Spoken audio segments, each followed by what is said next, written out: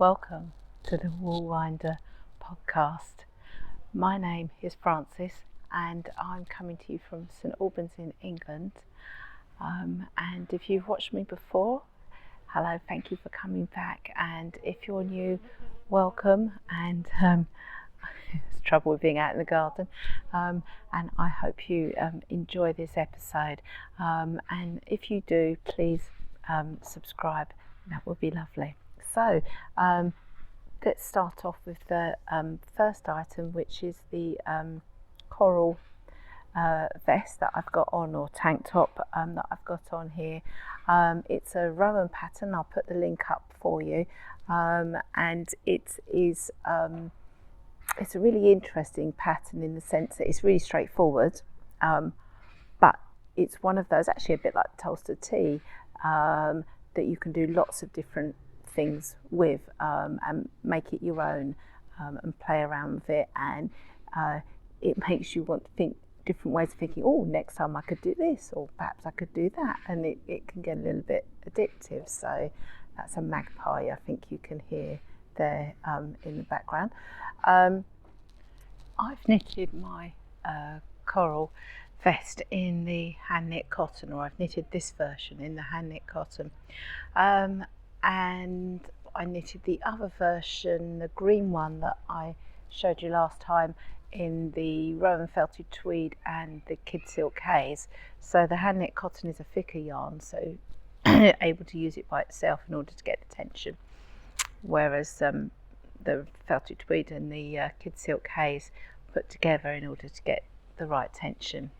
And there's so many possibilities with this top. It's a very straightforward top, and much like the Tolsta Tee, and you can mix it up and do all sorts of different variations of it.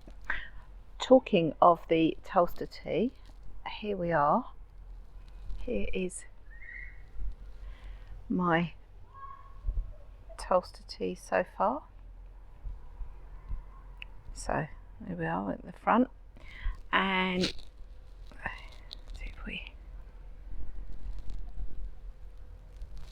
so we have a neck and a sleeve not finished, but we have finished.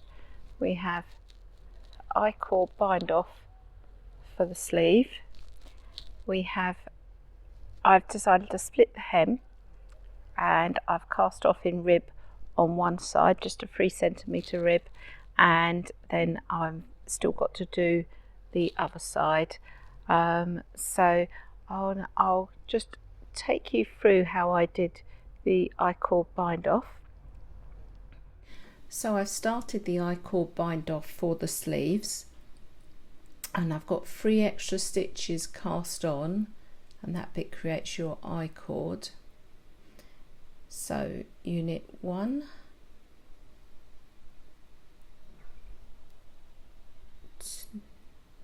knit another 1, and then knit 2 together through the back loop, and then slide those stitches back onto the left hand needle,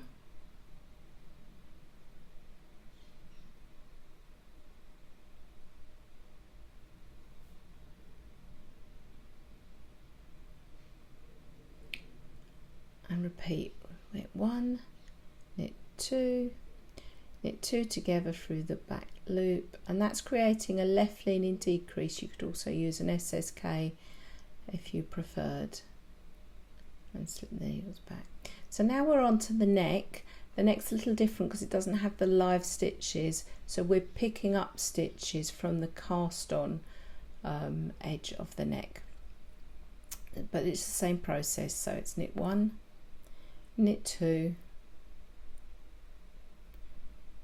knit 2 together through the back loop,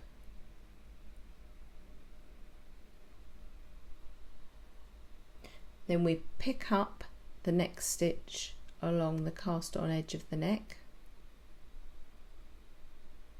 slide the stitches back down to the other end of the needle, and repeat. It's quite a slow process, but I think it's really worth it.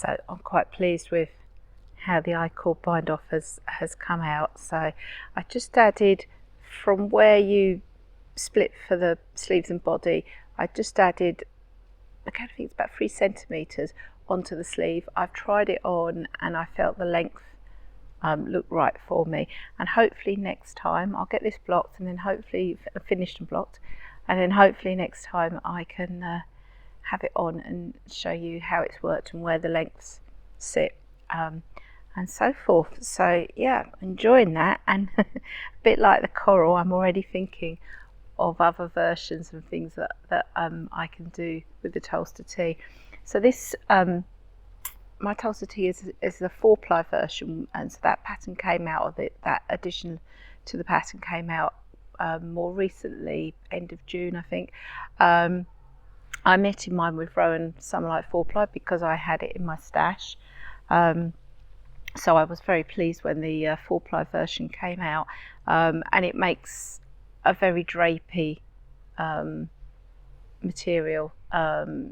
So it's going to be lovely. I think when I tried it on, I was really pleased with how it was coming on. So yeah, that's good news there. Talking about trying on, when I did, now this is the Tellin Vest, and when I actually wore it, I think episode 3, and when I look back at the videos afterwards, I thought, oh, this is a bit flary. You know, what's happened there? So I have undone it on this side, and actually this side was even worse, and you can see I've now got, so what I did, I dropped down the needle size and I have decreased a couple of stitches at the top to bring it down a bit more of an angle so that it sits. Otherwise it was just, I don't know, it wasn't very flattering and it was detracting from. So if I put these two next to each other, it gives you a better idea. You can see it's a bit, so this one at the back is the original, so it's a little bit flared out.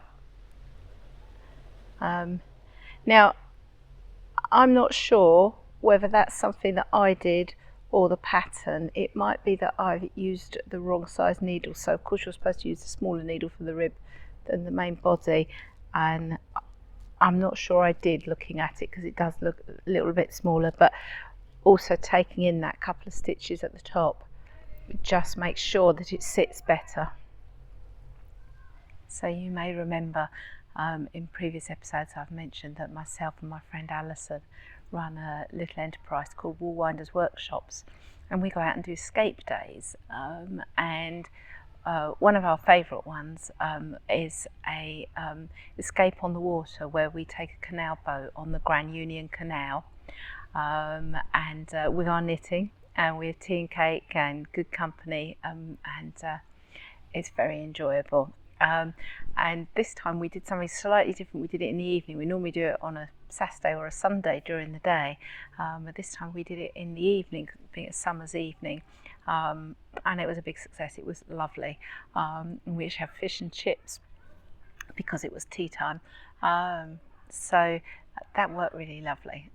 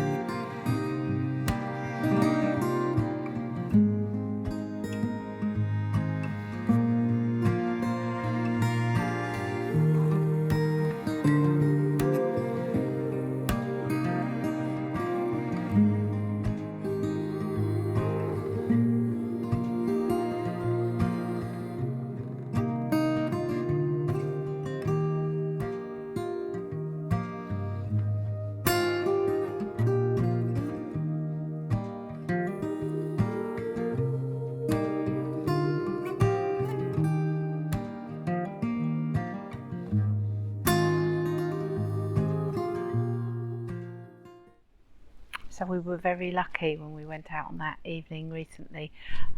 The weather was very kind to us. It's not been very kind here in the UK this summer. There's been a lot of rain, nice cool temperatures, and when it's not raining it's lovely, but yeah, it's rained a lot. But on that evening when we were on the canal boat, it was really lovely. We were able to sit out on the deck and enjoy bobbing along on the water. So it was really lovely, and I can't wait till the next one in September. So moving on to my next work in progress, my Nachtschatten cardigan. So this is the navy and cream colourwork cardigan that I've shared with you before. So it's an unusual construction. I cast on in between the shoulder blades. This will run, and then you go down to the sleeve. So I've joined the sleeve up in the round just there, and you can see my decreases running down to the wrist. When I get down to the wrist, I'll then do a Latvian braid. And I'll share that with you when I get to that point. Now I'm going to bring this across the front so you can get more of an idea. So it comes across here. It's going to come up a little bit higher than that, so you can see about how far I've got. This piece will then, there'll be another piece to pick up the stitches and go that way and do the mirror image on the other sleeve. And then it will then kind of look a little bit like a shrug, bolero sort of thing, and we'll pick up the stitches. I'll pick up the stitches underneath, and then you knit down, and that's where you bring in the colour work into it. So yeah, it's very interesting. I'm just about getting away at the moment with doing the sleeve on a 40cm circular needle. The next needle size down, which in these ones, which are Knit Pro, is 25cm. I find that a bit tight on my hands, but I might have to do that rather than going to DPNs. Yeah, we'll see what I can get away with as we go down that last bit. But it's really lovely yarn to knit with. It's West Yorkshire Spinners exquisite 4-ply yarn with silk, and it feels lovely. It's a little bit, I do feel it's slightly on the delicate side, and I have snagged it a little bit on a bit of dry skin on my hands a couple of times. I've got to be really careful, but other than that, it's really lovely. I really enjoy knitting it. And what I've got here is one of my acquisitions from the Summer Wool Festival that Alison and I went to at the weekend, and it's hold your ball. Sorry, I'm sure there's a term for this, but for the life of me I can't think what it is. And you, as you're knitting, and it just undoes. So you've got a nice, smooth, effortless unwinding of your ball. It's quite pleasurable to use, and you can see it's been beautifully made, handmade by somebody, so it's beautiful. So talking about Summer Wool Festival, as I say, Alison and I went there at the weekend. It was busy, but not busy as in it felt uncomfortable or anything. It was still lovely. There were lots of stalls, so much to see. There really was. It was almost a bit overwhelming. It was also a bit warm, a bit humid. We went on the Saturday. I think on the Sunday it poured with rain, but on the Saturday it was more warm and humid. So at points it felt a bit overwhelming in some of the halls, but I gathered it was even worse last year. So yeah, so we had a lot of fun. We saw lots of things, and so I took some footage to share with you. So yeah, come and have a look at that, and then we can have a look at what I bought.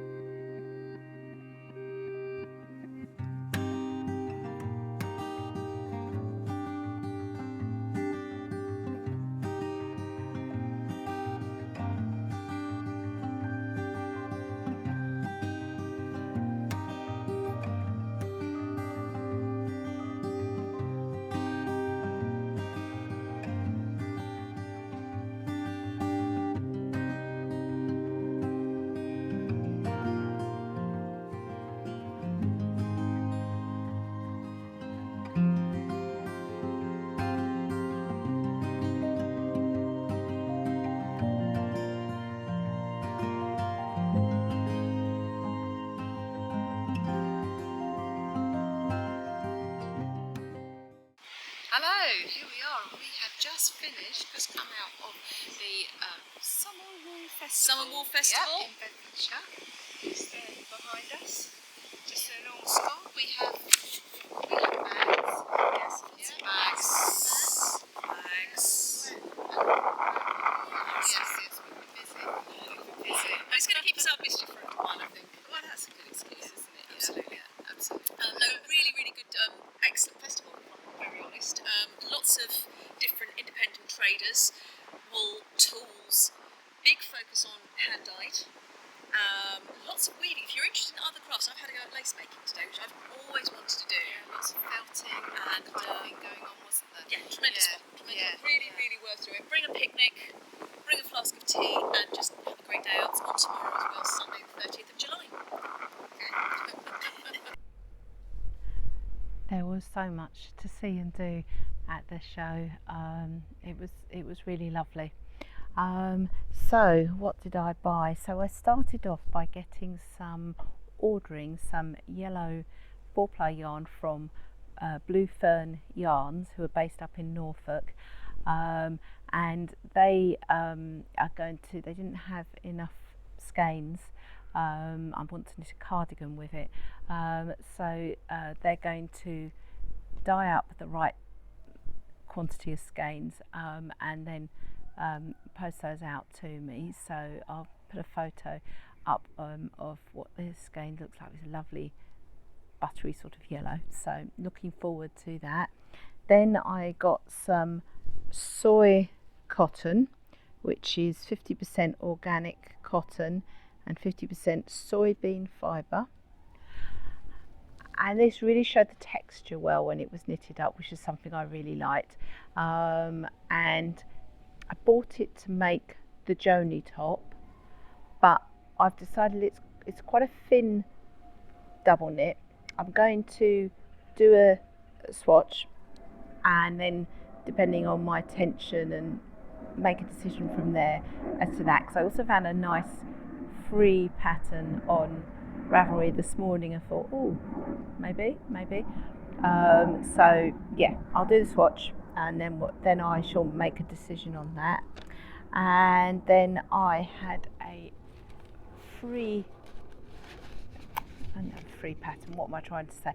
Then I bought a pattern. That's what I'm trying to say. A colourwork pattern.